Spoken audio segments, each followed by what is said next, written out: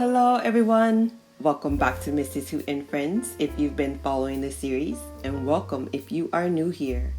Today we will be tracing and writing the number 17 in number form and word form together.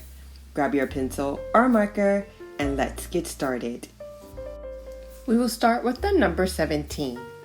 Let's begin at the top and trace a straight vertical line down to the bottom. Now, we will go back up to the top, and on the right, we will begin tracing a straight horizontal line going from left to right. Next, from the horizontal line, we will trace a diagonal line going down to the bottom.